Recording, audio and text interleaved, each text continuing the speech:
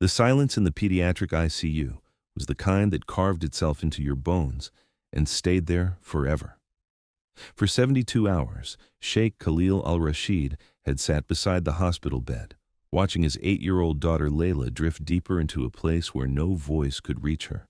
Not the specialist from Johns Hopkins, not the psychiatrist from Mount Sinai, not even her own father's desperate pleas whispered in Arabic at 3 in the morning when the nurses thought no one was listening. Layla lay motionless beneath the pale blue hospital blanket, her dark hair spread across the pillow like spilled ink, her small hands curled into fists that hadn't opened in 3 days. The machines surrounding her bed hummed their mechanical lullabies, monitoring vitals that showed a perfectly healthy child trapped in a mind that had simply stopped responding.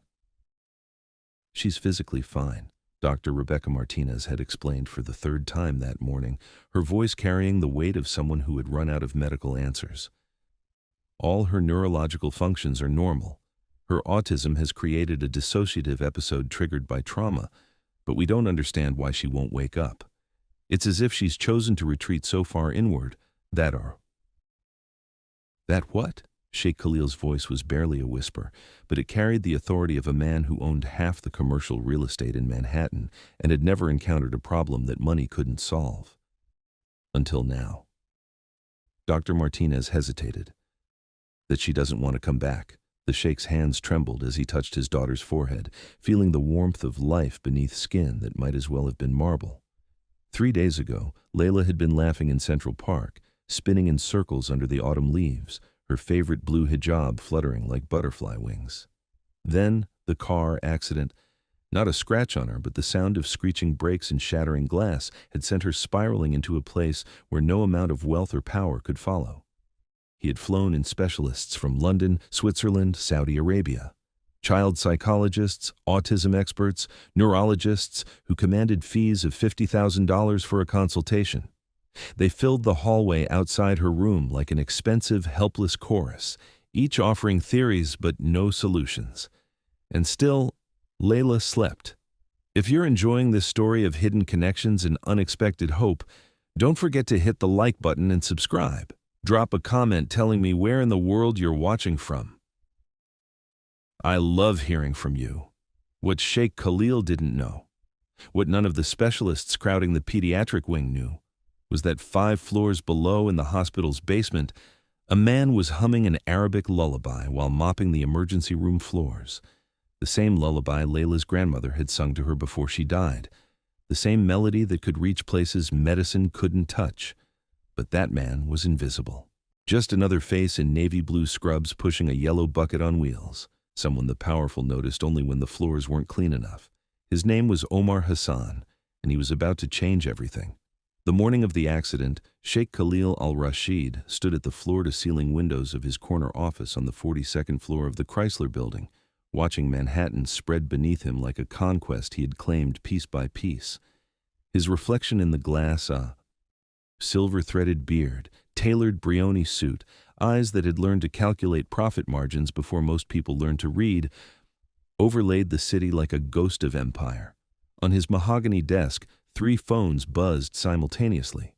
Dubai calling about the hotel acquisition, London confirming the shipping contract, a federal judge's clerk scheduling a deposition for the environmental lawsuit that had been trailing his real estate empire for 2 years. Sheikh Khalil Al-Rashid, at 54, had built his fortune by understanding that everything in America had a price, and he had never met a price he couldn't pay, everything except the one thing that mattered most. Baba. The word floated across the office like music, and Sheikh Khalil turned from his conquest of Manhattan to see Layla standing in the doorway, her small hands clutching a drawing tablet, her dark eyes bright with the particular intensity that came with her autism.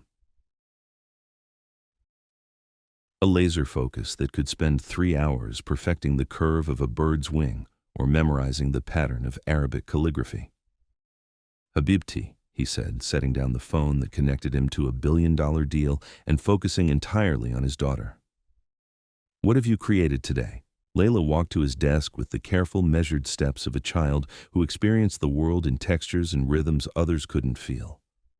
She placed the tablet before him, revealing a digital painting of the Statue of Liberty, but rendered in the style of Islamic geometric patterns, each fold of the statue's robes transformed into intricate arabesque designs.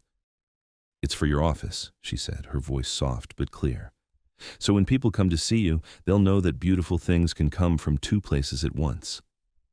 Sheikh Khalil felt something shift in his chest, the way tectonic plates might move to accommodate a force they couldn't resist. "Two places at once?" "Like us," Layla explained, touching the tablet screen with one finger. "We're from here and there, Arab and American, old and new." She looked up at him with those remarkable eyes that seemed to see patterns in everything. "The lady has to hold her torch high enough for everyone to see it, even the people who think they don't belong." For a moment, the phone stopped ringing. The city stopped humming. Sheikh Khalil knelt beside his daughter's chair and pulled her close, breathing in the scent of her shampoo and the particular sweetness of childhood that he knew was already slipping away too quickly. "You are brilliant, ya Nur Aini," he whispered, using the Arabic endearment his own mother had favored. "Light of my eyes."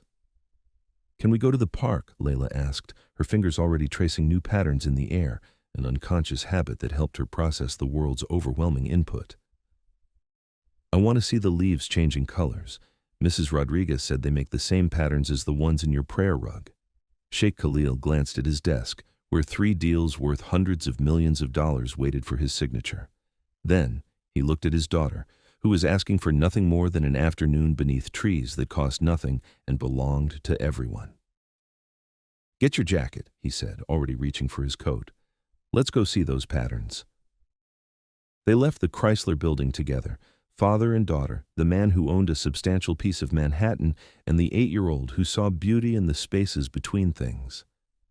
Sheikh Khalil's driver, Hassan, was waiting with the Mercedes, but Layla preferred to walk, her hand tucked safely in her father's as they navigated the afternoon crowds of Midtown. Central Park in October was a cathedral of color. Maples burned gold and crimson, their leaves drifting down like prayers made visible. Layla moved through the fallen leaves with the concentrated joy of someone who experienced beauty as a physical sensation, stooping to collect the ones with the most perfect symmetry. "Look, Baba," she said, holding up a maple leaf that was exactly half red, half yellow, split down its central vein. "It's changing, but it's still itself." They found a bench near the Alice in Wonderland statue, and Sheikh Khalil watched his daughter arrange her collected leaves in patterns that seemed random until you looked more closely and realized they followed mathematical sequences she intuited without conscious thought. The afternoon sun filtered through the canopy above them, and for the first time in months, Sheikh Khalil felt the tight knot between his shoulders begin to loosen. His phone buzzed. Then again. A text from his attorney about the environmental lawsuit, an email from his CFO about quarterly projections, a missed call from the Dubai partners who never seemed to remember the time difference. "Baba," Layla said without looking up from her leaf patterns, "when you're with me, can you put the phone away? The buzzing hurts my ears and it makes your face look sad." Sheikh Khalil looked down at the device in his hand, this portal to an empire that demanded his attention in 5-minute increments 18 hours a day. Then he looked at his daughter, who was asking for something so simple it was radical: his presence. He turned the phone off completely. "Better?" he asked. Layla smiled, the kind of unguarded expression that had become rarer as she grew older and more aware of how different she was from other children. "Better." They sat together for an hour, father and daughter talking about leaf patterns and geometry, about the way light looked different when it came through colored glass, about whether birds dreamed in the same colors they saw when they were awake. Sheikh Khalil found himself remembering why he had built his empire in the first place, not for the accumulation of power, but to create a world safe enough for moments like this. At 4:30, as shadows began to stretch across the park, they started walking home. Layla skipped beside him, her collection of perfect leaves pressed carefully between the pages of her drawing tablet, her earlier shy smile replaced by the kind of contentment that comes from feeling truly seen. They were crossing East 60th Street when the drunk driver ran the red light. Sheikh Khalil saw the car a split second before impact. A black sedan moving too fast, the driver slumped over the wheel. Time dilated. He pushed Layla toward the sidewalk with every ounce of strength in his body, felt her small form rolling safely away from the intersection, heard his own voice screaming her name. The car missed them both by inches, slamming instead into the traffic light pole with a sound like the world breaking. Sheikh Khalil found Layla on the sidewalk, physically unharmed but curled into a ball, her hands pressed over her ears, her eyes wide and unseeing. The scattered leaves from her tablet fluttered around them like confetti at the scene of something terrible. "Layla," he whispered, gathering her into his arms. "Habibti, you're safe. We're safe." But she was no longer there. Her body was present, breathing, uninjured, but her mind had retreated to someplace far away, someplace where the sound of screeching metal and shattering glass couldn't follow. She hadn't spoken since. Rebecca Martinez reviewed Layla's chart for the 100th time, searching for something she might have missed. The child's autism spectrum diagnosis was well documented, but this level of dissociative retreat was unprecedented in Dr. Martinez's 15 years of pediatric psychiatry. "She's not catatonic," Dr. Martinez explained to Sheikh Khalil during their morning consultation. "Her brain scans show normal activity. She's processing everything we're saying. She's simply choosing not to respond." Choosing? Sheikh Khalil's voice carried a dangerous edge. He hadn't slept in 3 days, hadn't left the hospital except to shower and change clothes at his penthouse across the street. "She's 8 years old. She doesn't choose to suffer." "I'm not suggesting she's doing this deliberately," Dr. Martinez said carefully. "But trauma affects autistic children differently. Their coping mechanisms are often more extreme. It's as if she's found a place inside herself where she feels safe, and nothing we're doing is convincing her to come back." Sheikh Khalil looked through the glass partition at his daughter, motionless in the hospital bed. Layla's eyes were open, staring at the ceiling, but they held no recognition, no response to his presence. It was like watching someone drowning in air. "What about the specialists from Switzerland?" he asked. "The team from Boston Children's." "They'll arrive this afternoon," Dr. Martinez replied. "But honestly, Sheikh Al-Rashid, this isn't a medical problem we can solve with more expertise. This is about reaching her emotionally, finding whatever key opens the door she's closed."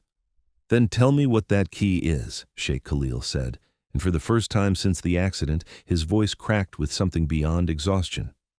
"Tell me how to bring my daughter back." Dr. Martinez was quiet for a long moment, studying the man who had built a billion-dollar empire but couldn't fix the one thing that mattered. "Sometimes," she said finally, "the answer doesn't come from the people in charge. Sometimes it comes from places we don't think to look." Sheikh Khalil didn't respond.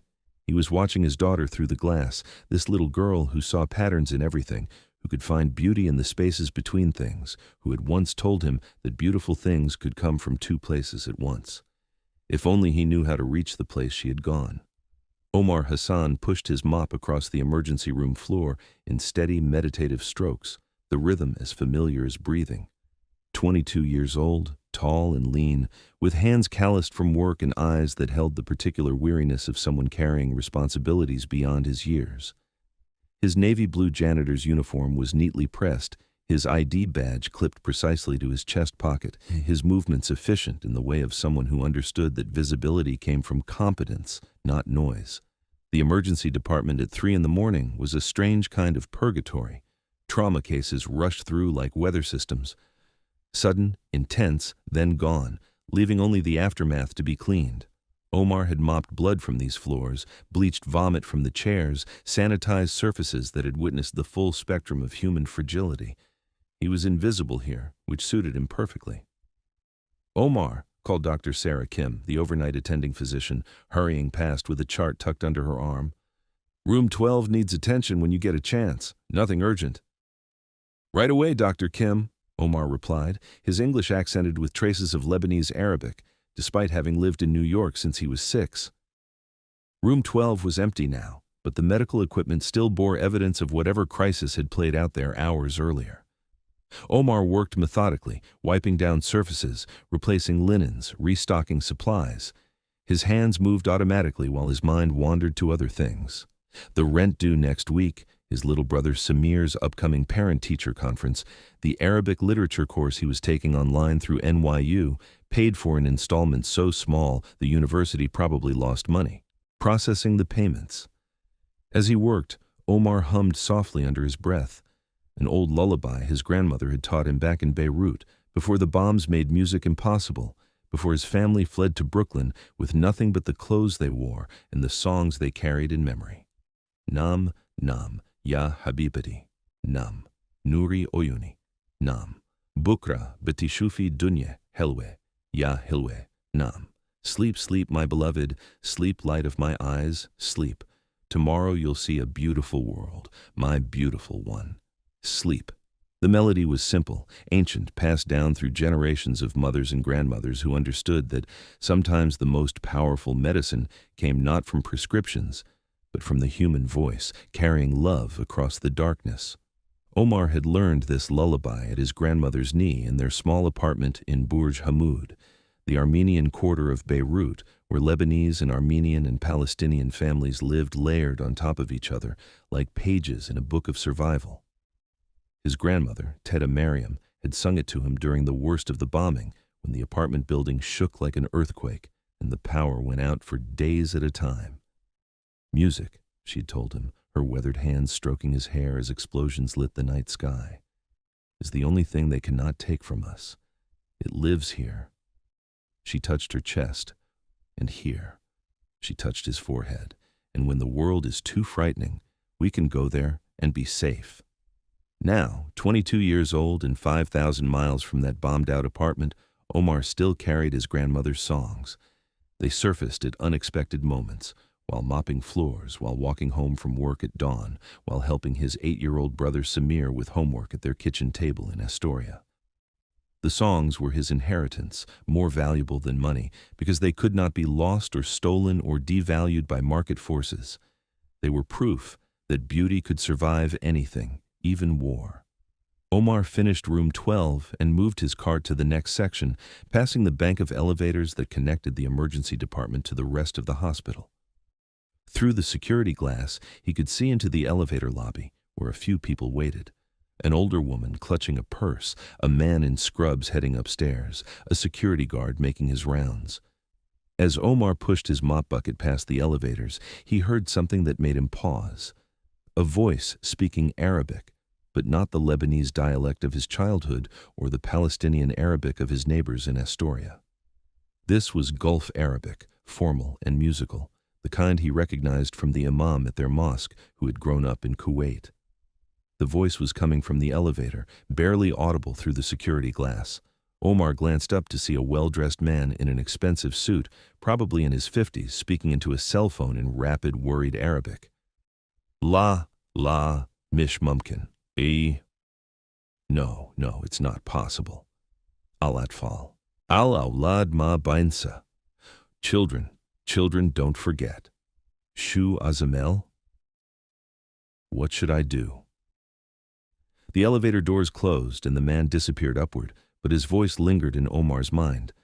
There had been something in his tone, a desperation that transcended language, a sound Omar recognized from his own experience of watching helplessly as people he loved suffered beyond his ability to reach them. Omar returned to his mopping, but the man's voice stayed with him. Children, don't forget. What should I do? Somewhere above him, in a hospital room he would never see, a little girl lay trapped in a silence deeper than sleep, while her father sat beside her speaking the same Arabic words into his phone, asking questions that had no answers. Neither of them knew that 5 floors below, a young man who understood their language was humming a lullaby that could build bridges across impossible distances. Not yet. Sheikh Khalil hadn't left his daughter's bedside, except for the few hours when hospital policy forced him to step outside while specialists ran tests. He sat in the beige visitor's chair that had been designed for brief visits, not for the vigil of a father watching his child slip further away with each passing hour. The morning brought a parade of expensive hope. Dr. Elizabeth Hoffman from the University of Zurich, flown in at considerable expense, spent 2 hours examining Layla before delivering the same verdict as everyone else: physically healthy, neurologically intact, psychologically unreachable. Autistic regression following trauma, Dr. Hoffman explained in her precise Swiss-accented English, can manifest as selective mutism, But this level of complete withdrawal suggests something more complex. She's not simply choosing not to speak. She's choosing not to engage with external reality at all. "How do we bring her back?" Sheikh Khalil asked, the same question he had asked every specialist, hoping that one of them would have an answer that justified the fortune he was spending on their consultations. "Time," Dr. Hoffman said, "patience, and finding whatever stimulus penetrates her defensive barriers. Sometimes it's music, sometimes a particular voice, sometimes something as simple as a familiar scent or texture." Sheikh Khalil looked at his daughter, who had not moved in 36 hours. Her eyes remained open, staring at something beyond the hospital ceiling, beyond the reach of specialists who charged more per hour than most people earned in a year. "She loves music," he said quietly. "Arabic songs, Fairuz, Kulthum. Sometimes I catch her humming songs I don't recognize, melodies she seems to know by heart." "Traditional songs," Dr. Hoffman nodded. "Cultural memory runs deep in autistic children. They often connect more strongly with inherited patterns than contemporary stimuli." "Have you tried playing her favorite songs?" "Everything," Sheikh Khalil said. "Her entire playlist, nothing." What he didn't mention was that he had tried singing to her himself, the few lullabies he remembered from his own childhood in Riyadh. But his voice, trained for boardroom negotiations and business presentations, sounded foreign even to him when shaped around Arabic melodies. The songs felt hollow in his mouth, words without the warmth that made them medicine. After Dr. Hoffman left, Sheikh Khalil sat alone with his daughter in the growing dusk of the second evening. Outside the hospital windows, Manhattan blazed with its usual indifferent brilliance, 8 million people going about their lives while his world contracted to the space of a hospital room and the sound of machines monitoring a little girl who had decided the world was too much to bear. His phone buzzed constantly. Business emergencies that suddenly seemed meaningless, legal crises that his attorneys could handle without him, conference calls with Dubai that would have to wait. For the first time in his adult life, Sheikh Khalil Al-Rashid discovered that money was powerless against the things that actually mattered. He reached across the bed rail and took Layla's small hand in his. Her skin was warm, alive, but her fingers didn't respond to his touch. She might as well have been carved from marble. "Come back to me, Ya Nur Aini," he whispered in Arabic, using the endearment that had always made her smile. "Light of my eyes, come back." But Layla remained in whatever distant place her mind had found, beyond the reach of love or desperation or the most expensive medical care in the world. Omar Hassan sat at one of the small tables in the staff break room, eating a sandwich he had packed from home and reading an Arabic literature textbook that was held together with tape and determination. His shift didn't start for another hour, but he preferred to arrive early, to eat his dinner in peace before the night's work began. The break room was mostly empty at 6 p.m., caught between the day and night shifts. Omar liked these quiet intervals when the hospital hummed at its lowest frequency and he could study without interruption. Tonight he was reading Mahmoud Darwish, the Palestinian poet whose words about exile and belonging hit too close to home to be entirely comfortable. "We have on this earth what makes life worth living. April's hesitation, the aroma of bread at dawn, a woman's point of view about men, the works of Aeschylus, the beginning of love, grass on a stone, mothers living on a flute sigh, and the invader's fear of memories." Omar paused at those lines, thinking about his grandmother's lullabies, about the way inherited songs could carry a person through landscapes of loss, the invader's fear of memories. Maybe that was why music mattered so much to displaced people, because it was the one thing that couldn't be confiscated at borders or bombed out of existence. "Heavy reading for dinner break," said a voice behind him. Omar looked up to see Dr. Martinez approaching, with a cup of coffee and a tired smile. She was one of the few doctors who acknowledged him by name, who sometimes asked about his studies when they crossed paths during his rounds. "Mahmoud Darwish," Omar said, showing her the book cover. "Palestinian poet. We're reading him in my Arabic literature course." "NYU?" Dr. Martinez asked, settling into the chair across from him. "Online program," Omar confirmed. "Cheaper that way. Slower, but I can work around my schedule." Dr. Martinez nodded, studying his face with the particular attention of someone trained to read signs of stress and exhaustion. "How many jobs are you working?" 3, Omar said simply.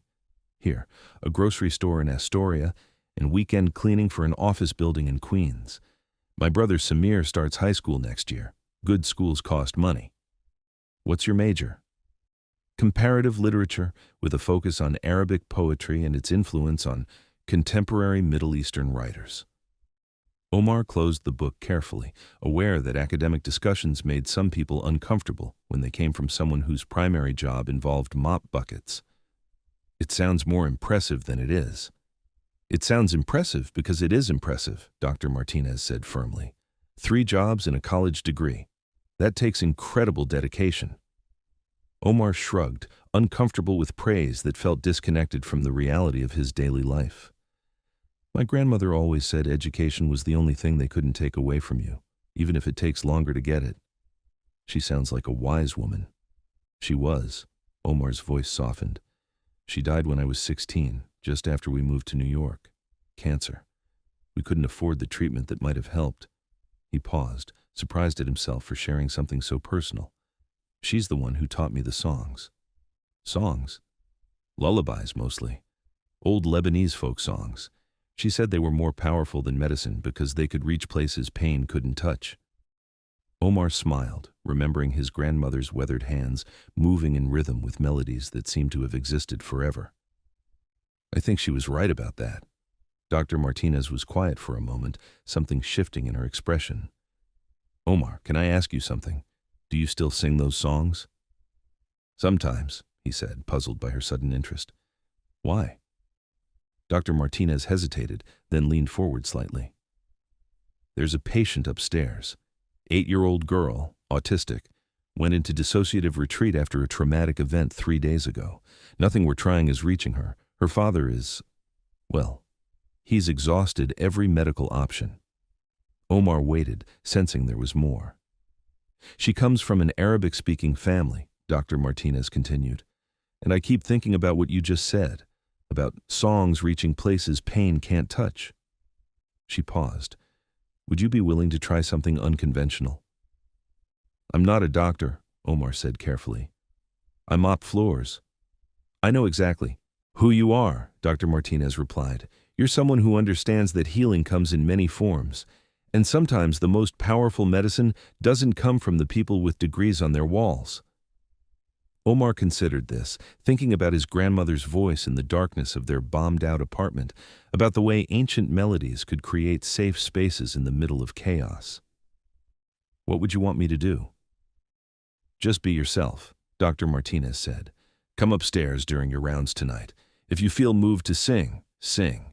If not, that's okay too. But sometimes miracles come from the most unexpected places. Omar nodded slowly. What's her name? Layla, Dr. Martinez said. Her name is Layla. The name hit Omar like recognition, like something his soul had been waiting to hear. Layla, night in Arabic, the dark that comes before dawn, the emptiness that waits to be filled with light. Layla, he repeated softly, and suddenly he could hear his grandmother's voice singing one of her oldest songs, a lullaby about a little girl named Layla who had lost her way in a dark forest and needed someone to sing her home. For the first time in 3 days, Omar felt something that might have been hope.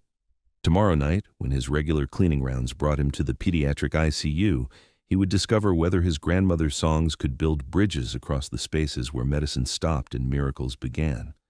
But tonight, he finished his dinner and prepared for another shift, carrying the beginnings of a song that could change everything. This concludes part 1 of The Sheikh's Sleeping Daughter.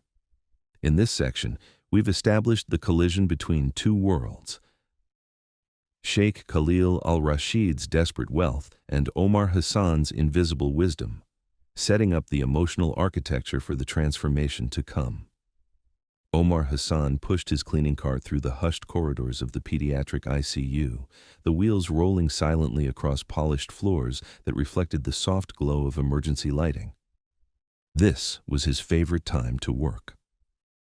The deep night hours when the hospital settled into its quietest rhythm, when the only sounds were the gentle hum of ventilators and the distant murmur of nurses at their station. Room 314 was supposed to be just another stop on his rounds. Dr. Martinez had mentioned it casually during their brief conversation in the break room. If you get to the pediatric ICU tonight, room 314 could use some attention. The family's been there around the clock. But as Omar approached the room, something made him slow his steps. Through the glass partition, he could see a man sitting beside a hospital bed, his expensive suit wrinkled from days of wear, his head bowed in a posture of exhaustion that transcended physical tiredness. The same man Omar had glimpsed in the elevator days earlier, speaking worried Arabic into his phone. And in the bed, barely visible beneath hospital blankets, was the smallest, stillest form Omar had ever seen. Omar knocked gently on the doorframe and waited for permission to enter. The man looked up, and Omar saw eyes that held the particular emptiness that comes from watching helplessly as someone you love suffers beyond your reach. "Excuse me," Omar said softly in English. "I'm here to clean the room. I can come back later if you prefer." Sheikh Khalil studied the young man in the navy blue uniform, noting the respectful posture, the careful way he held himself at the threshold without presuming to enter. "No, please," the sheikh replied, his voice hoarse from days of speaking to doctors, lawyers, specialists who had no answers. "Come in." Omar entered quietly, setting up his supplies with practiced efficiency. As he began to work, he found himself stealing glances at the little girl in the bed. She couldn't have been more than 8 years old, with dark hair spread across the pillow and hands so small they looked like they belonged to a doll. But it was her face that stopped him. Not the physical features, but the absolute stillness of her expression, as if she had traveled somewhere so far away that her body was just an empty house waiting for her return. "How long has she been like this?" Omar asked gently, then immediately regretted the question. It wasn't his place to ask, wasn't his business to intrude on this man's private anguish. But Sheikh Khalil seemed grateful for the human contact, for someone who spoke to him as a fellow human being rather than a business entity or a medical case. 3 days, he answered. 3 days since the accident." Omar continued cleaning, but his movements became more careful, more reverent, as if he were tending a sacred space. "What happened?" "Car accident. She wasn't hurt physically, but the sound, the impact." Sheikh Khalil's voice trailed off. "She has autism. Sometimes when the world becomes too much, she withdraws. But never like this. Never so completely." Omar's hand stilled on his mop handle. He looked at the little girl again, seeing not just a medical case, but a fellow traveler who had found the world too overwhelming and had retreated to someplace safe inside herself. He understood that impulse intimately, the desire to find a quiet space when the noise of existence became unbearable. "What's her name?" Omar asked. "Layla," Sheikh Khalil replied, and the name held all the tenderness in the world. Omar felt something shift in his chest, a recognition that went deeper than words. "Layla," he repeated softly. "A beautiful name." "It means night in Arabic," Sheikh Khalil said, then looked surprised at himself for sharing something so personal with a stranger. "I know," Omar said quietly. "My grandmother used to sing a song about a little girl named Layla." Sheikh Khalil's attention sharpened. "You speak Arabic?" "I'm Lebanese," Omar explained. "My family came here when I was 6. He paused, then added, "Would you like me to tell you about the song?" Something in Omar's voice, a quality of gentleness, of understanding, made Sheikh Khalil nod. Omar set down his mop and moved closer to the bed, but not too close, respecting the invisible boundaries around a father's vigil. "My grandmother taught me this song when I was very young. It's about a little girl named Layla who wandered into a dark forest and couldn't find her way home. She wasn't lost because she was careless or foolish. She was lost because the world had become too bright, too loud, too much for her sensitive soul." Sheikh Khalil leaned forward, listening with the intensity of someone grasping for any thread of hope. "In the song," Omar continued, "Layla finds a quiet grove in the deepest part of the forest, where the trees grow so thick that no harsh light can penetrate, where the sounds of the world become just whispers. And there she stays, safe but alone." "How does it end?" Sheikh Khalil asked. Omar's voice became softer, taking on the rhythm of storytelling that his grandmother had perfected during those long nights in Beirut. "Her grandmother comes looking for her, not with shouts or bright torches, but with a lullaby. just a quiet song that carries love across the darkness. And slowly, following the music, Layla finds her way back to the world. The room fell silent, except for the gentle hiss of the ventilator and the distant sounds of the hospital's night shift. Sheikh Khalil stared at his daughter, as if seeing her for the first time, not as a medical puzzle to be solved, but as a little girl who had found her own quiet grove and was waiting for the right song to guide her home. "Would you," Sheikh Khalil's voice caught, "would you sing it for her?" Omar hesitated. He was a janitor talking to a man who clearly had wealth beyond imagination. This wasn't his place, wasn't his role. But then he looked at Layla, so still and small in her hospital bed, and remembered his grandmother's words. "Music is medicine, Habibti. Sometimes it's the only medicine that matters." "I can try," Omar said softly. He pulled a chair closer to the bed and sat down, his work uniform a stark contrast to the expensive medical equipment surrounding them. For a moment, he simply looked at Layla's peaceful face, gathering the melody from the deepest places of memory. Then Omar began to sing. His voice was untrained but pure, carrying the weight of inherited sadness and the promise of inherited hope. The lullaby rose from his throat in classical Arabic, each word shaped by generations of mothers and grandmothers who had sung frightened children to sleep. "Fi gabe zaghire, baine el ashjar, kan fi bint zghire, ismaha Layla, ma kanet tido wala kanet takhaf, bas kan el dunya, akbar min galbaha," in a small forest among the trees. There was a small girl. Her name was Layla. She wasn't lost, and she wasn't afraid. But the world was bigger than her heart, Sheikh Khalil felt. Tears he hadn't allowed himself to shed began to gather behind his eyes. The melody was ancient, familiar in a way that transcended memory, as if it were encoded in his DNA. But more than that, it was sung with a quality of understanding, of genuine love for a child the singer had never met. Omar continued, his voice growing stronger as the lullaby found its rhythm.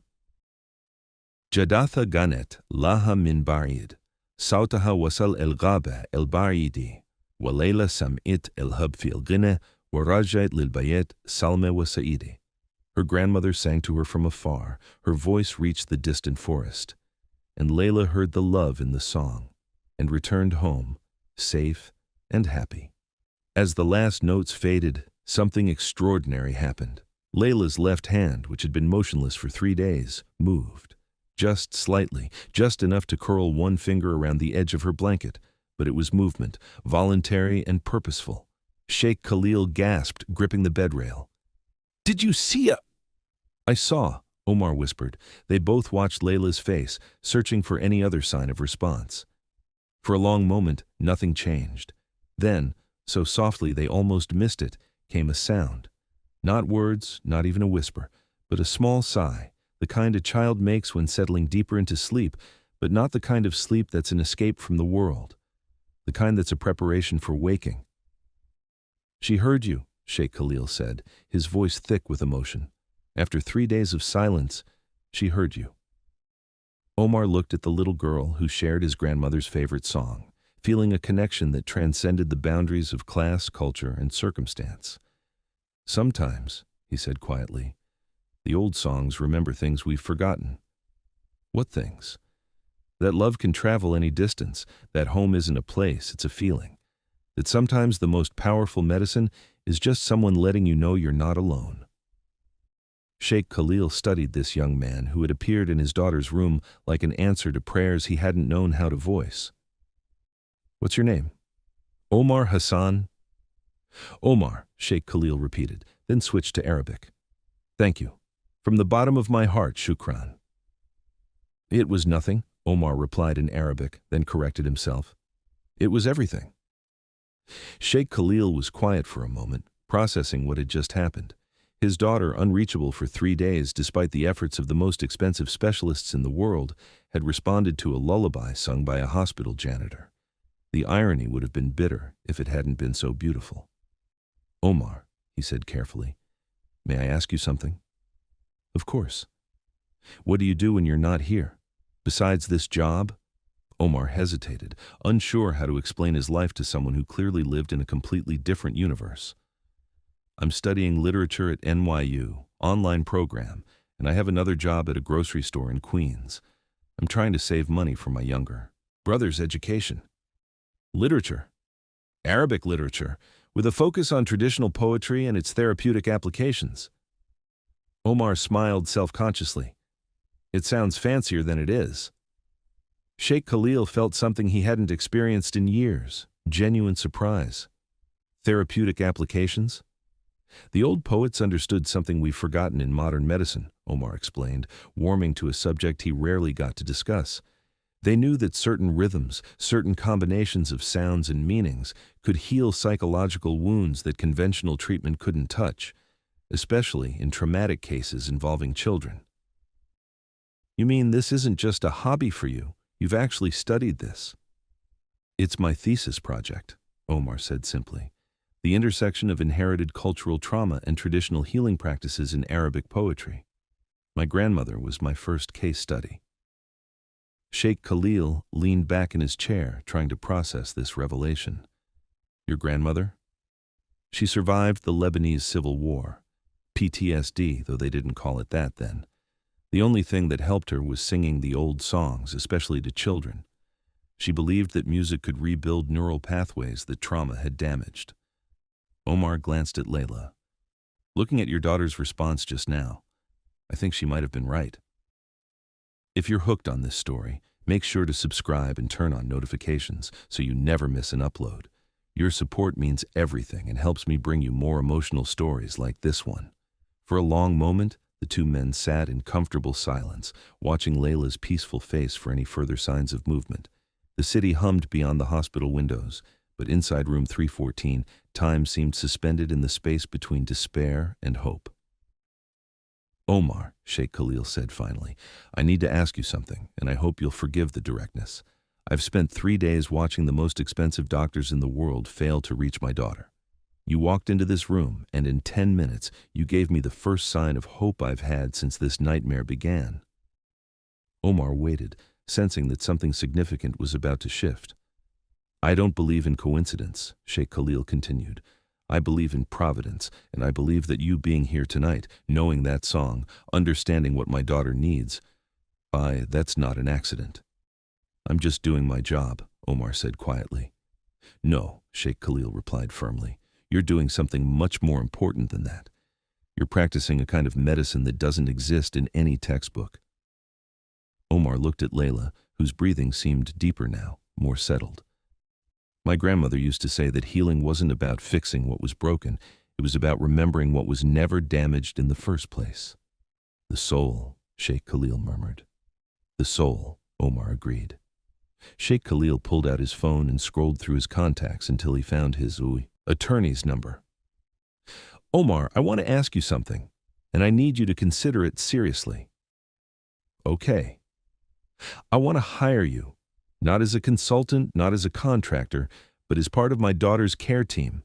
Full-time, with benefits, with whatever salary allows you to quit your other jobs and focus entirely on your studies and on helping Layla.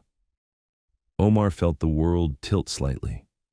Sir, Let me finish, Sheikh Khalil said gently. I've built my entire career on recognizing talent that other people overlook. You have a gift that goes far beyond academic knowledge. You understand something about healing that all the specialists I've hired have missed. I mop floors, Omar said, as if reminding himself as much as Sheikh Khalil. You do much more than that, and we both know it. Sheikh Khalil leaned forward.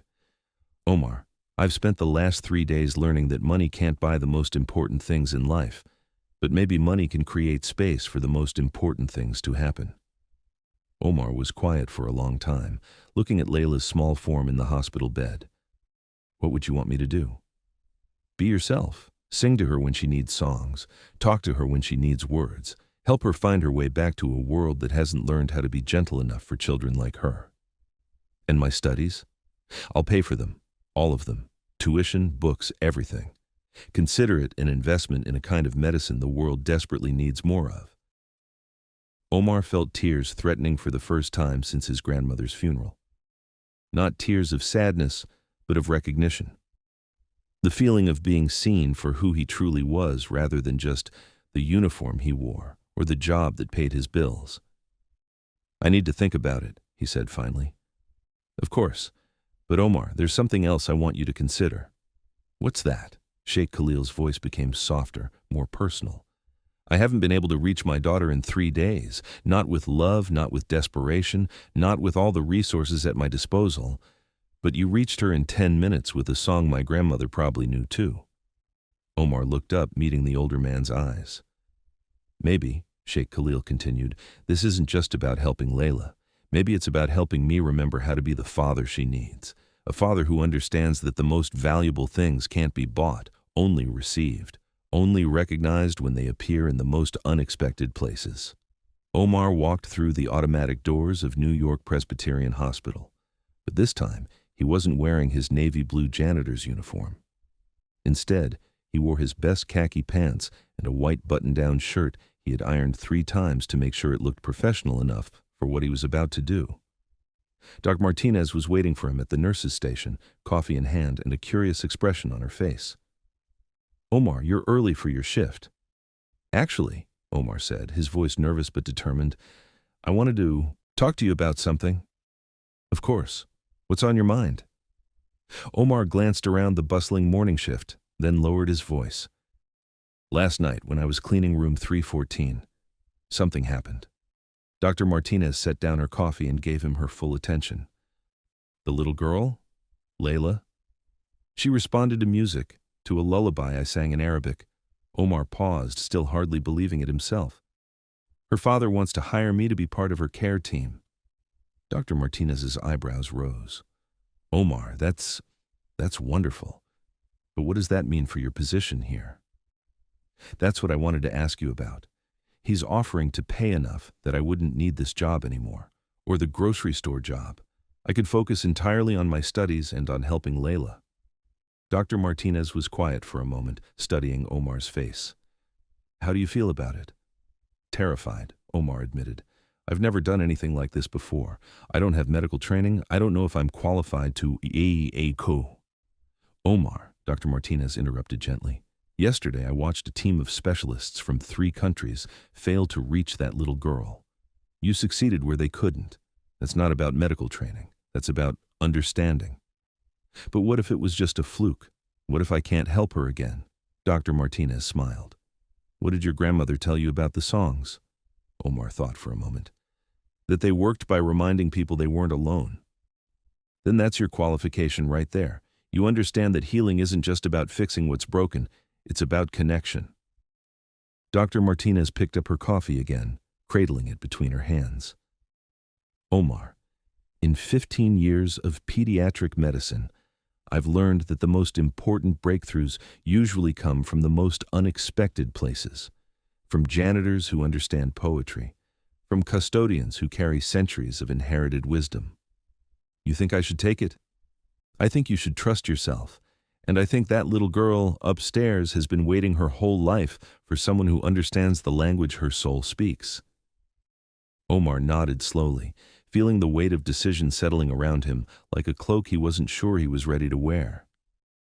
"There's one more thing," Dr. Martinez added. "If you do this, if you become part of her care team, you'll be pioneering something new. Music therapy exists, but what you're talking about, traditional healing integrated with modern medicine, that's revolutionary."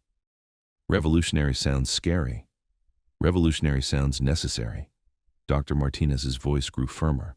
"Omar, we're failing children like Layla every day because we've forgotten that healing involves more than just the body. We've forgotten about the soul." Omar thought about his grandmother, about the songs that had carried him through the darkest nights of his childhood, about Layla's small hand moving beneath her hospital blanket. "What would I need to do?" "Talk to Sheikh Al-Rashid. Set up a meeting with the hospital administration. We'll need to create a new position, something that recognizes your unique qualifications without requiring you to pretend to be something you're not." "And my other jobs?" Dr. Martinez smiled. "Omar, I've watched you work for 2 years. You've been practicing a kind of medicine you didn't even know you were practicing. Now it's time to do it officially." Omar stood before the floor-to-ceiling windows of Sheikh Khalil's office, looking out over a Manhattan that seemed both familiar and foreign from 42 stories up.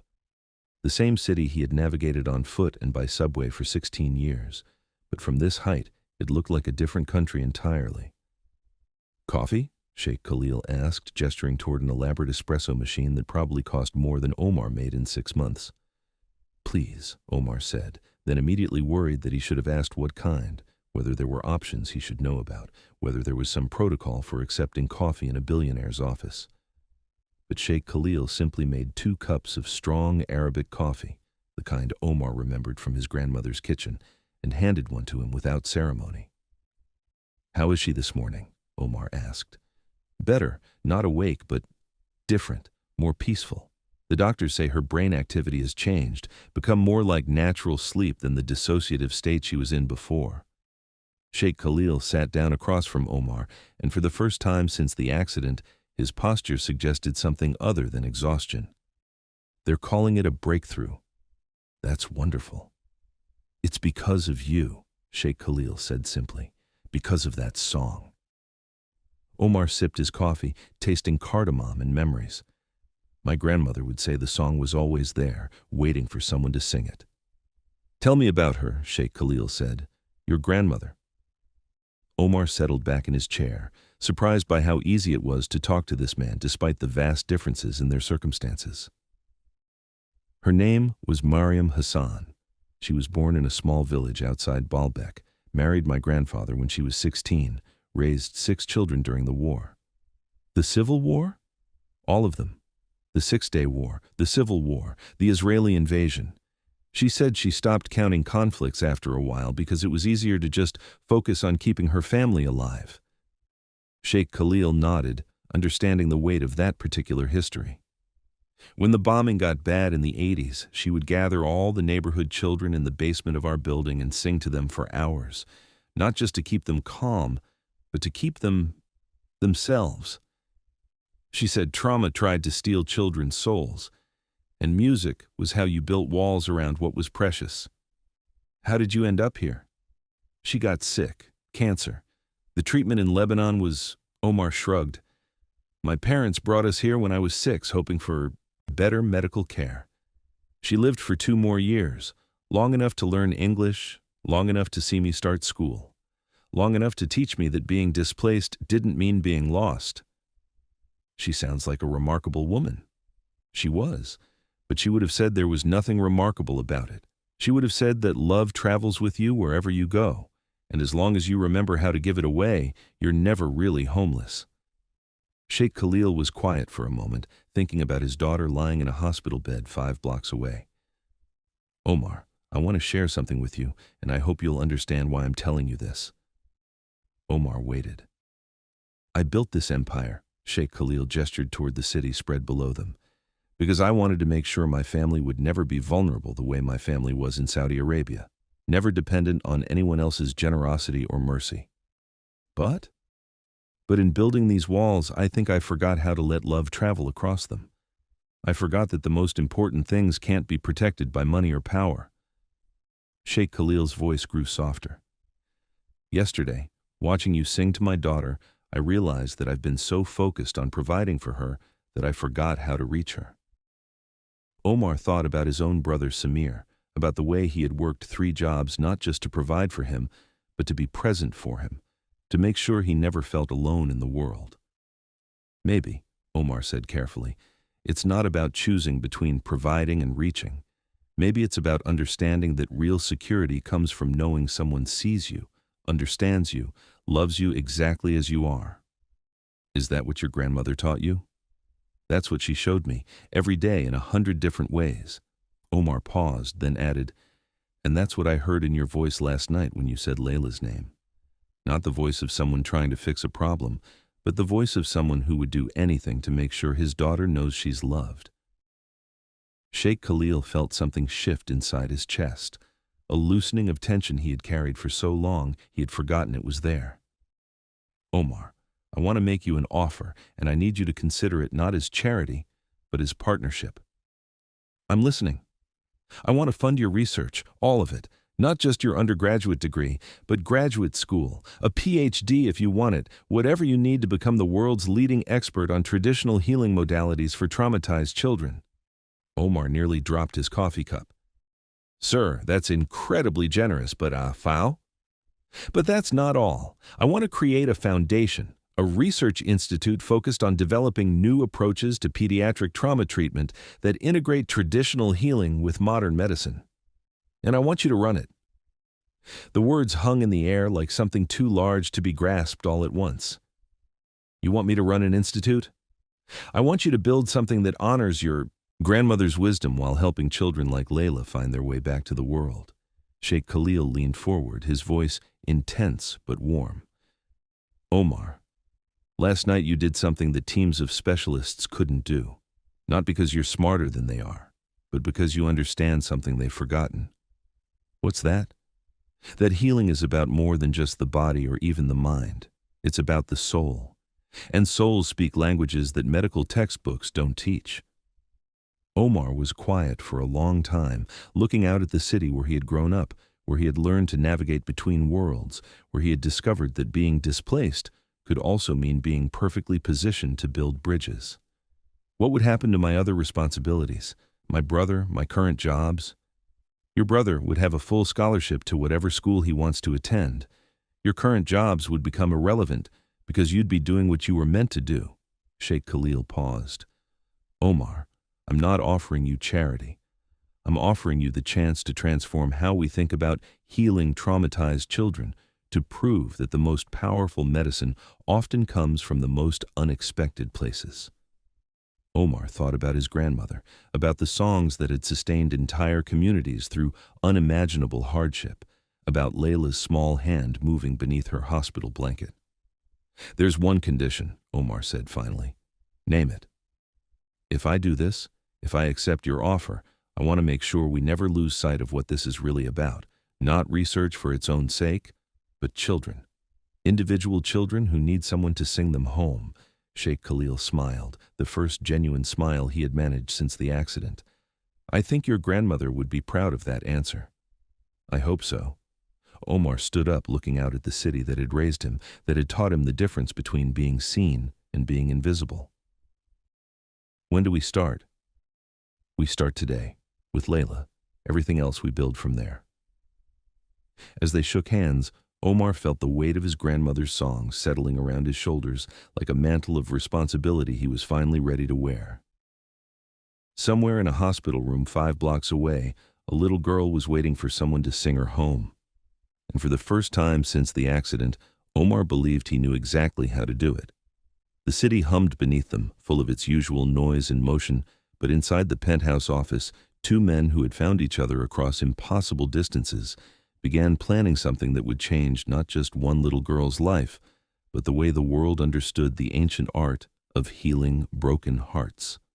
Omar entered room 314 for the second time, but everything was different now.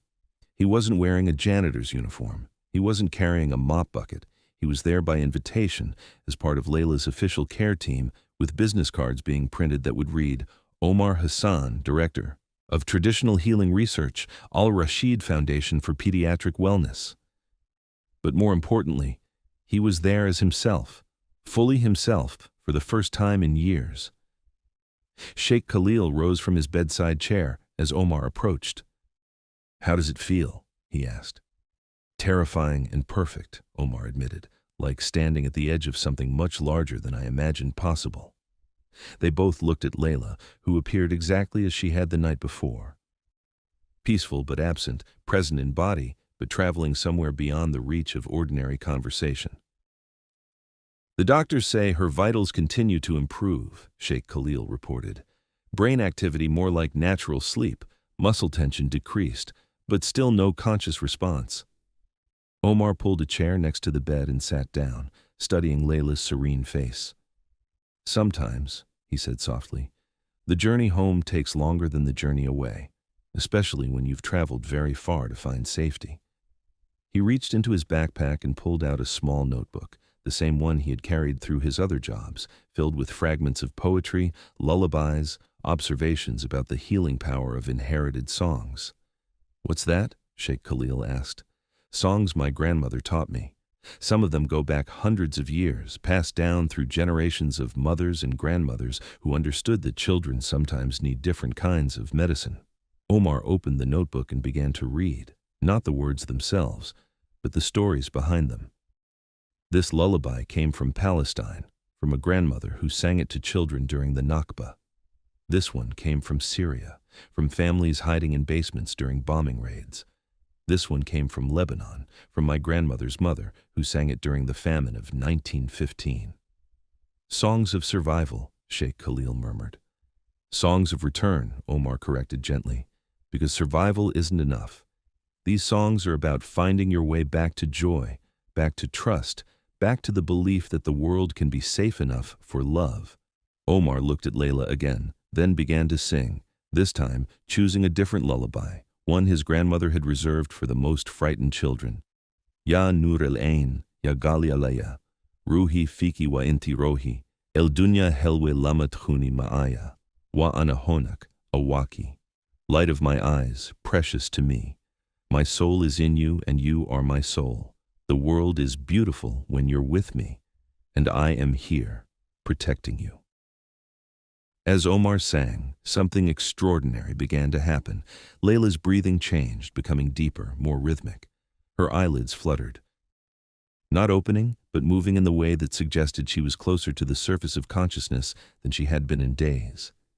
And then, so softly that Sheikh Khalil had to lean forward to hear it, Layla began to hum along. Not the words. She wasn't ready for words yet, but the melody, note for note, as if the song had been waiting inside her all along, as if it were part of her cellular memory. Sheikh Khalil gripped the bed rail, tears streaming down his face as he watched his daughter's first voluntary action in 4 days. Not movement, not speech, but music. Connection. The beginning of return. Omar continued singing, but his voice grew stronger, more confident, as he realized that Layla wasn't just hearing the song. She was participating in it, adding her own voice to the ancient melody that connected her to generations of children who had been lost and found their way home. When the lullaby ended, Layla's humming continued for a few more bars, then faded into peaceful silence. But this time, her silence felt different, not empty but full, not absence but presence, not retreat but preparation. Omar and Sheikh Khalil sat in the quiet, watching Layla's face, waiting for whatever came next. She's coming back, Sheikh Khalil whispered. She's remembering the way home, Omar agreed. Outside the hospital windows, Manhattan continued its relentless dance of light and motion, 8 million people living their separate lives in the city that never sleeps. But inside room 314, 3 people had found something that transcended the boundaries of culture, class, and circumstance. The understanding that love, when it finds the right language, can travel any distance and heal any wound. Tomorrow, there would be more songs. Tomorrow, there would be more steps along the path that led from darkness back to light. Tomorrow, they would begin building something new. A bridge between worlds, a foundation for healing, a testament to the power of inherited wisdom to transform lives in ways that medical science was only beginning to understand. But tonight, it was enough to know that the journey home had begun, one note at a time, carried by voices that remembered what the world had tried to forget, that the most powerful medicine is love made audible, hope given melody, healing transformed into song. In her hospital bed, Layla Al-Rashid slept the sleep of someone who was no longer hiding from the world but preparing to rejoin it, and beside her, 2 men from very different worlds sat together in the quiet, planning a future built on the ancient truth that sometimes the most profound healing comes from the most unexpected places. The song was just beginning. Layla's eyes opened for the first time in 8 days, not the vacant stare that had haunted her father's nightmares, but true awakening, pupils focusing, recognition dawning, the light of consciousness returning to a face that had been peaceful but absent for far too long. "Baba," she whispered, her voice rusty from disuse but unmistakably present. Sheikh Khalil, who had been dozing in his chair after another sleepless night, jolted awake at the sound of his daughter's voice. For a moment, he thought he was dreaming, Then Layla turned her head toward him, and he saw his little girl looking back at him for the first time since the accident. "Layla," he breathed, reaching for her hand. "Habibti, you're awake." "I had strange dreams," she said softly, her fingers curling around his. "There was music in the dreams. Someone was singing to me in the dark, helping me find my way back." Sheikh Khalil felt tears of relief and gratitude threatening to spill over. "Do you remember the songs?" Layla nodded, her dark eyes bright and clear. "The lullaby about the girl in the forest, and others. Beautiful, sad songs that made me feel safe." She paused, studying her father's face. "Who was singing to me, Baba?" "A friend," Sheikh Khalil said simply. "Someone very special who understood exactly what you needed to hear." "Can I meet him?" "Soon, Habibti, very soon." As if summoned by her question, Omar appeared in the doorway, carrying his morning coffee and the notebook of songs that had become his constant companion during the week of vigil. He had been arriving early each day, sitting with Layla for hours, singing softly even when she showed no conscious response, trusting in his grandmother's wisdom that love could travel across any distance, even the distance between consciousness and the protective retreat of trauma. "Omar," Sheikh Khalil called softly. "She's awake." Omar set down his coffee and approached the bed with the careful reverence of someone witnessing a miracle. Layla turned toward his voice, studying his face with the intense focus that characterized her autism. Not as a deficit, but as a gift for seeing details others missed. "You're the one who sang to me," she said, not a question, but a statement of recognition that transcended the rational. "Yes," Omar said simply. "My name is Omar. I'm very glad to meet you properly." "Your song saved me," Layla said with the matter-of-fact certainty of childhood. "I was lost in a dark place, and your voice showed me the way home." Omar felt the weight of those words settle around his heart.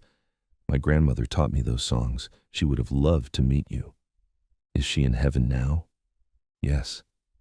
"Then she knows I'm safe, and she knows you helped me." Layla smiled, the first smile her father had seen since before the accident. "Can you teach me the words to the songs? I want to remember them always." "Of course," Omar said, pulling his chair closer to the bed. "Which one would you like to learn first?" "The one about coming home." That afternoon, hospital conference room. The meeting had been called by Dr. Elizabeth Hoffman from Switzerland, the autism specialist whose expensive consultation Sheikh Khalil had commissioned before Omar entered their lives.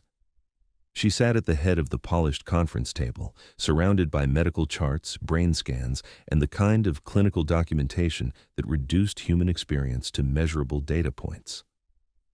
"Gentlemen," Dr. Hoffman began, her voice carrying the authority of someone accustomed to being the most qualified person in the room. "I've reviewed Miss Al-Rashid's case thoroughly, and while I'm pleased by her recovery, I have significant concerns about the unconventional approach that has been taken."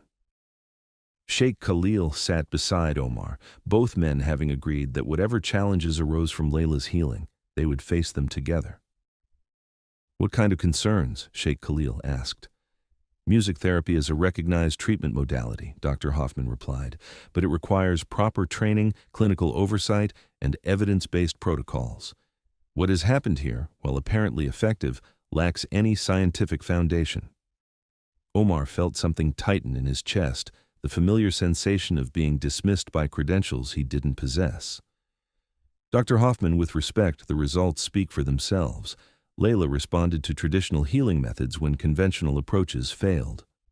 "That's precisely my concern, Mr. Hassan," Dr. Hoffman replied, her tone growing colder. "Anecdotal success doesn't constitute medical evidence, and frankly, I'm troubled by the precedent this sets. We cannot have untrained individuals providing therapeutic interventions to vulnerable children simply because they happen to know some folk songs." Dr. Martinez, who had been quietly reviewing Layla's charts, looked up sharply. "Dr. Hoffman, I understand your concerns about protocol, but Omar's intervention quite literally saved this child. After 4 days of complete dissociation, she responded within minutes of hearing him sing." "Correlation is not causation," Dr. Hoffman replied dismissively. The child may have been ready to emerge from her dissociative state regardless of the musical intervention. We simply cannot know. Sheikh Khalil felt anger rising in his chest, the kind of protective fury that emerged when anyone threatened his daughter's well-being. Dr. Hoffman, are you suggesting we ignore treatment that worked because it doesn't fit your academic model? I'm suggesting that proper medical oversight is essential, especially when dealing with traumatized autistic children who are highly vulnerable to exploitation. Dr. Hoffman's voice carried a note of condescension that made Omar's hands clench involuntarily. Mr. Hassan may mean well, but good intentions are not sufficient qualification for providing therapeutic services. Exploitation? Sheikh Khalil's voice was dangerously quiet.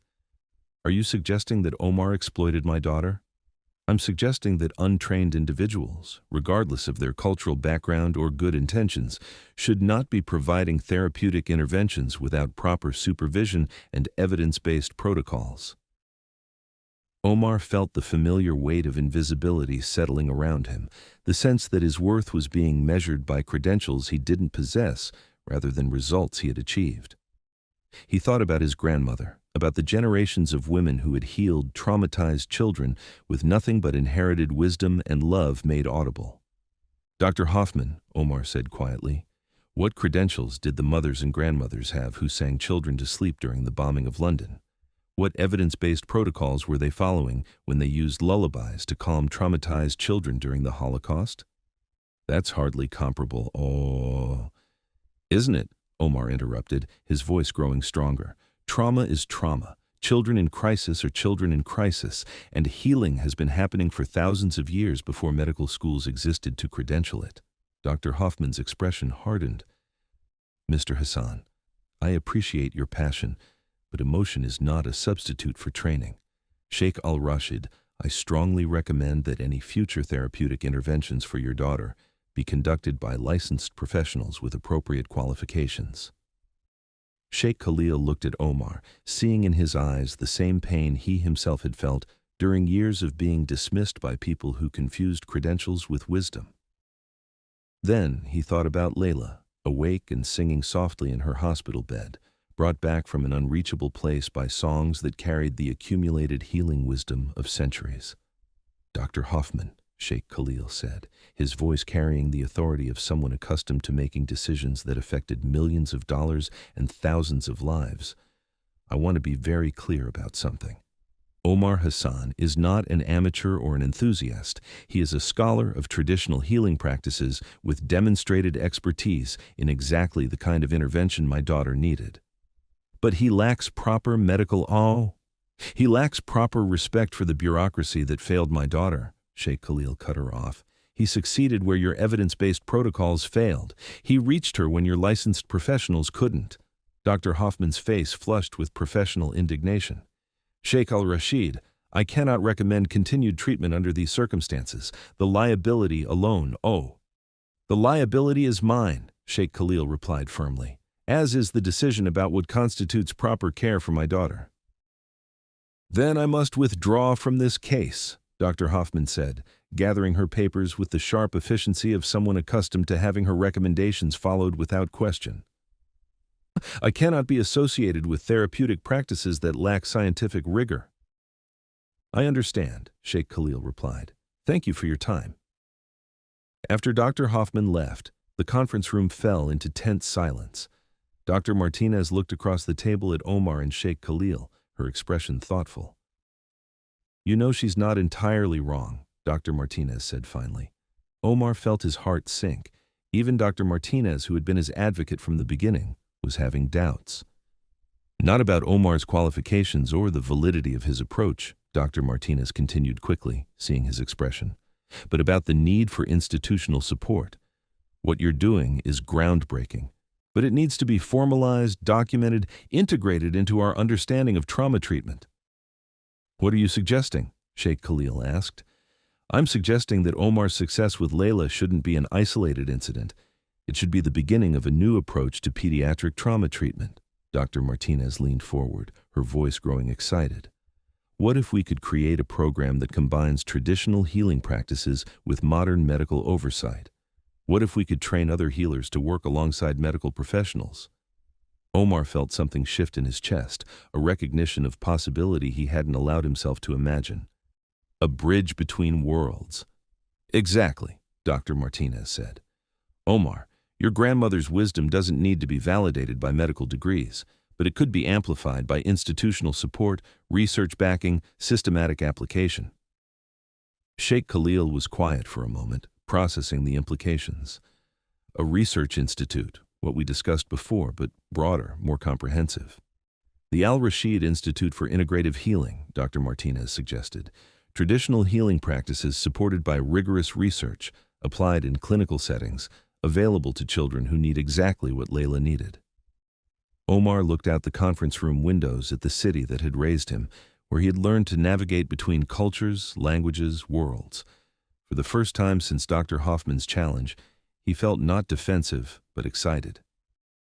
It could work, he said slowly, but only if we maintain the soul of what makes traditional healing effective. It can't become so institutionalized that it loses its humanity. That's why you would run it, Sheikh Khalil said, to make sure we never forget that healing is about more than protocols and procedures, that it's about love made audible, hope given melody. Dr. Martinez smiled.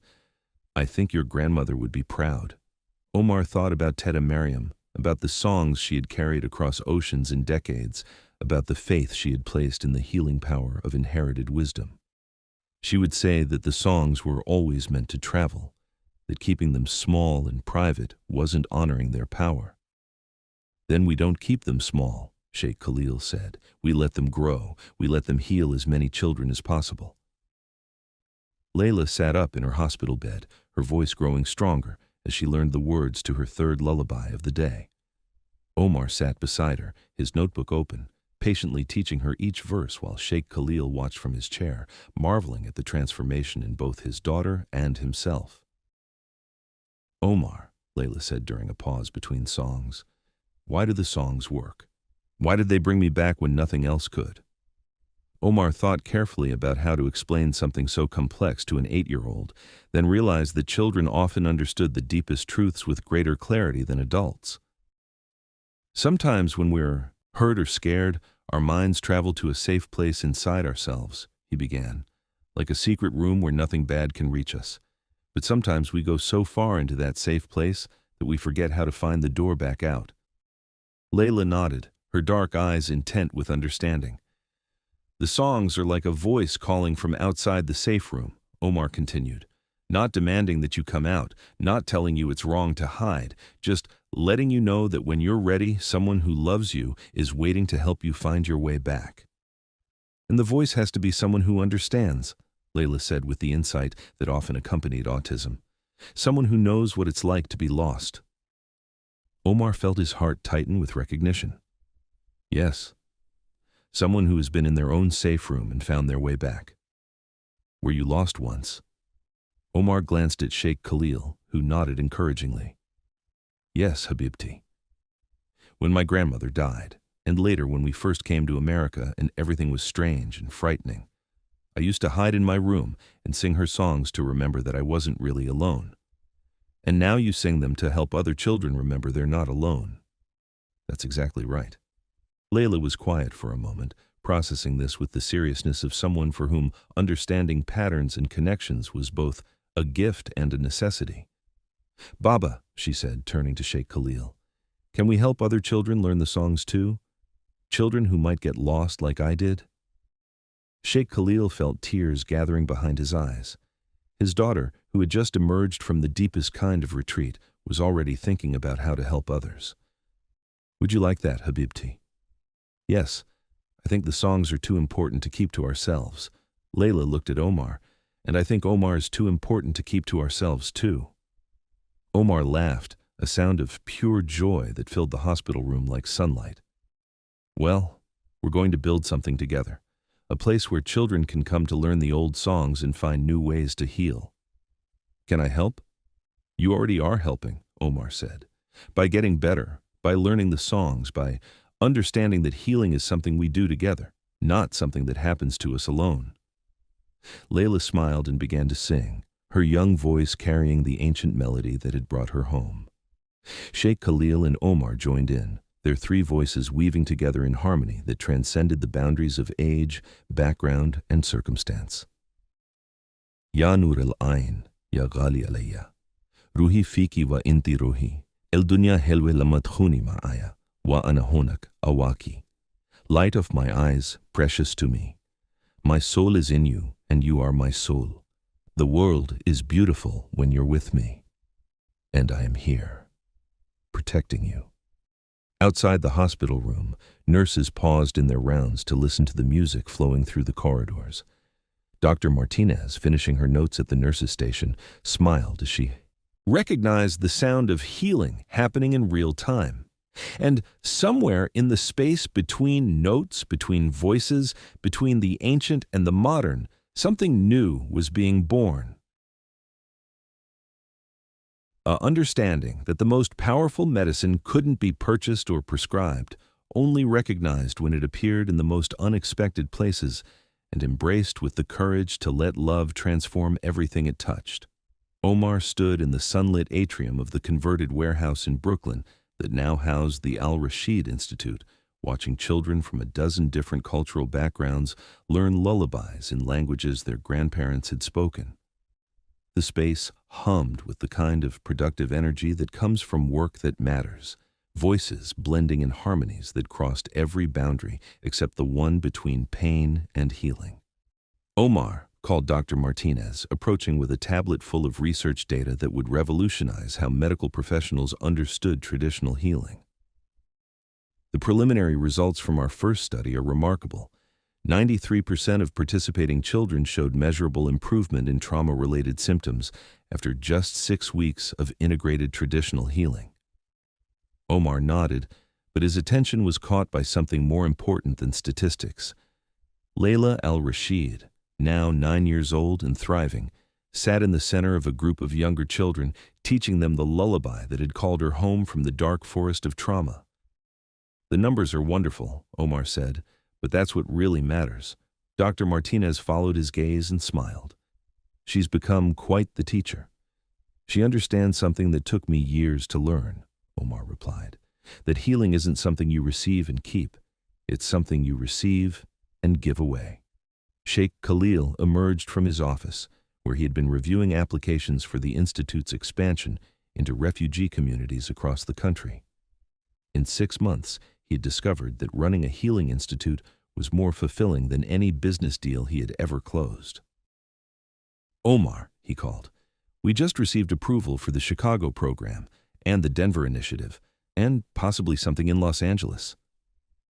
Omar felt the familiar mix of excitement and responsibility that came with success beyond his wildest dreams.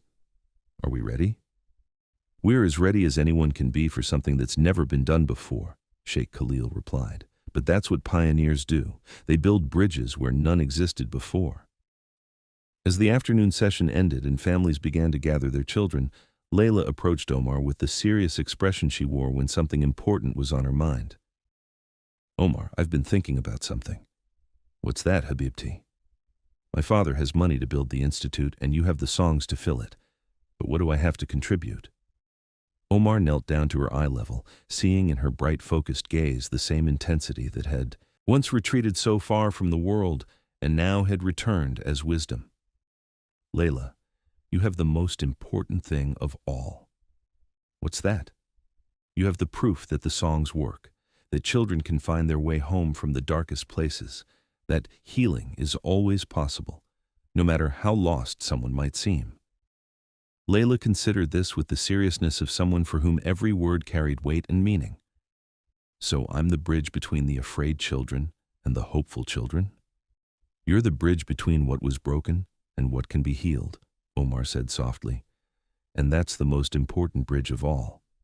As families departed and the institute settled into evening quiet, Omar found himself alone in the atrium, surrounded by the echoes of songs that had traveled across centuries to find their purpose in this converted warehouse in Brooklyn. His phone buzzed with a text from his brother Samir, now thriving at Columbia University on the scholarship Sheikh Khalil had provided. Saw the Times article about the institute. Tata would be so proud. the songs found their home. Omar smiled, thinking about his grandmother, about the faith she had placed in the healing power of inherited wisdom, about the way ancient melodies could create bridges across impossible distances. Thank you so much for watching until the end. If you loved this story, check out the other videos on your screen now. I think you'll really enjoy them. And don't forget to subscribe if you haven't already. See you in the next story. The institute around him hummed with the quiet energy of dreams being realized, of children being healed, of traditional wisdom finding its place in the modern world. But most importantly, it hummed with love. Love made audible, hope given melody, healing transformed into song. Outside, Brooklyn continued its restless dance of diversity and dreams. 8 million people living their separate lives in a city built by immigrants and sustained by the courage to believe that home could be found anywhere love was willing to build it.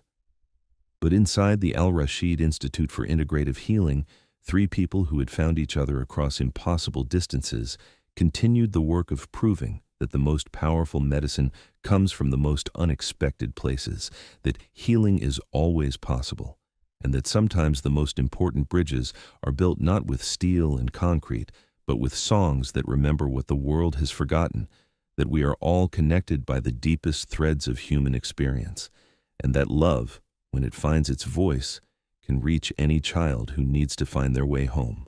The lullabies continued, as they always had, as they always would, carrying forward the ancient promise that no one has to heal alone, that every voice matters, and that the songs our grandmothers sang will keep singing as long as there are children who need to remember they are loved beyond measure, cherished beyond words, and never, ever alone. In the dark, Omar Hassan, Ph.D., his dissertation on traditional healing practices had been fast-tracked and published to international acclaim, stood at the podium of the United Nations Children's Fund headquarters in New York, addressing an audience of pediatric trauma specialists from around the world. Traditional healing, he said, his voice carrying across the assembly hall, is not the opposite of modern medicine. It is its completion. It addresses the parts of human suffering that technology cannot reach. The soul's need to be seen, to be understood, to be called home by a voice that recognizes its particular language of pain.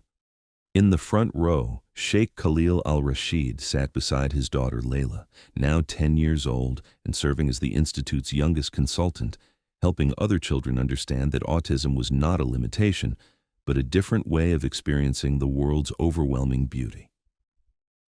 The Al-Rashid Institute had expanded to 12 cities, served over 3,000 children, and trained 200 traditional healers from 34 cultural backgrounds. It had become the first formally recognized program to integrate inherited healing practices with evidence-based medical care. But more than that, it had proven something that couldn't be measured in statistics or documented in research papers, that healing was always possible, that bridges could be built across any distance, and that the most powerful medicine often came from the most unexpected places. As Omar concluded his speech to thunderous applause, he thought about his grandmother, about the lullabies that had saved his life and then saved Layla's, about the way love could travel across decades and oceans to find exactly the voice it needed to become healing. The songs continued, as they always had, as they always would. And in hospitals and clinics and community centers around the world, children who had been lost in dark forests of trauma continued to find their way home, one note at a time, guided by voices that remembered the ancient truth, that we are all connected, that healing is always possible, and that love, when it finds the right song, can reach any distance and heal any wound. Thank you so much for watching until the end. If you loved this story, check out the other videos on your screen now. I think you'll really enjoy them, and don't forget to subscribe if you haven't already. See you in the next story.